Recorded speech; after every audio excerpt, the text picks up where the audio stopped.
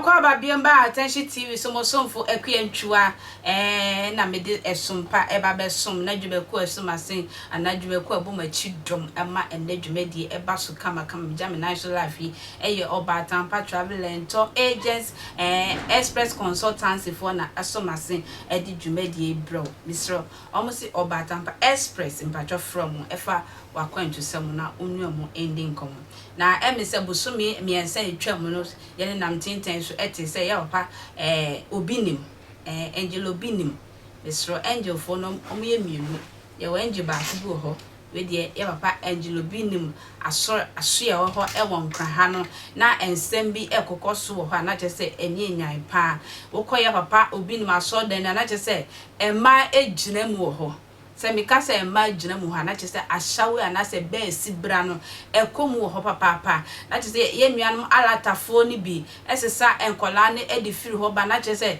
wona ye de wa bai ka ye bo ho nyina chese obebo be sibra no ede atua ka papa chese anu odin a hwehwemu kra ye se ye papa Obinim apartments na wetisi bi wona be sibra fo agigi etitimu a chese ye papa nim ne ekoso nyina ho enti e ma ye be kasafa ye papa ho pa na we ye nuaba na odi sa adwuma ekopie mu ho no eba efidie ba akoso ne ye ne interview no say onu oni nothing against oni ye papa Obinim eni beef bia oni ni makawe anase mako video debi na emu be sibra na ewo Ghana ha na anase ye nuanu mala tafo no abaga na ha na ye kum nkola no osida no ye nuaba ba ku ye bisa ni eja 14 years or bobe sibra ama wa hwere ne kra na we na wo hwa na chese asem no eni adin ono so wa ye obata na wo se otu anama bi esave anase agi ye nuanu ba ede omho agura be sibra mi so ye nchi ye nuaba no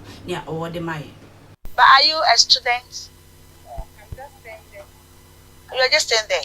So do you guys pay or it's for free? We pay. Every year or every month? Every month. So you pay like how much? 2,000 a month. And how will you pay it if you are not working properly? I'm getting a better job. How will you pay? God provided. So what are you doing here right now? I'm your sister. What are you doing here? You're what? I'm Working like as what? Oh, talk to me. You're working as what? Sorry? Like you are here to meet me. In front of Obinim's church. Listen, we are rather standing in front of a church and doing prostitution in the name of paying rent. But I'm telling you, Obinim can pay your rent for you. I don't think so, man.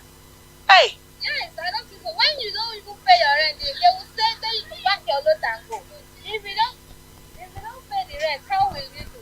You mean Obinim will sack you if you don't pay your rent? No, they will even say you should pack your rent and your money, your back and go. That means you need to pay so that we pay the rent. So what? This is the work. Action speaks louder than words. So this is the work. Wait, your members and the whole Ghana say the American mibwa. And so whoso be catch us say then what will you do? So you prove your innocence. That's it. Yeah, so an idiot. So you go cut me so because the now damn me. Was it at the end of one interview no? At the end of one bisana seminar on country I will say Sebe of your being fear. And I say on free. And say Sebe be to her. No kasa ebia or see on free honum ebia girl no can see honum. And so no who girl now. No the picture or the video ni nam. Is she staying at my hostel? Is she staying at my hostel? I think that's going to help. Okay. And through that, to maybe contracting this girl, so they can save a lot of people. Because as I'm telling you, Mr. People are dying in front of Obinim's house. It's serious.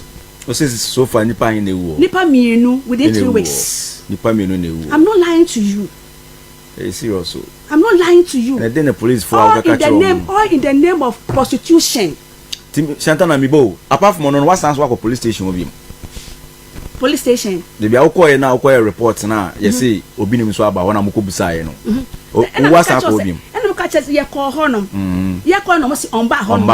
Okay. And it says then Obinim to an amobian Samsung fan Obinim. Me the diameti and say 3 days today. Me diameti and say I shall only back. I could 14 years girl. I would be by some training.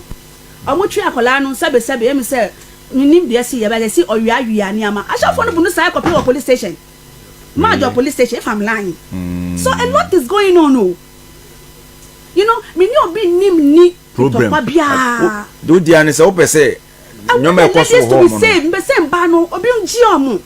Say minister of what is it gender whatever. Gender, yeah. Or tie me a me pa no cho onko obi ni fie nenim no ko set in ba no free. Sunday you obi nim na do makogu ho. Miss pa cho me bo. Say sia kingdom fie a wo ye we. Yeah. Obi wuda we kingdom enima. When na be bisa. You be say kingdom owner. Pa cho be bisa street no. That be you be say me boss. I dey bisa no. Because on na ham we any dia. So that's it. Me da se wo je bretwa mo somfo akuantwa adwumaku esoma se ye obatampa travel and tour express consultancy for na esoma se a be de sa adwumadi ebro makra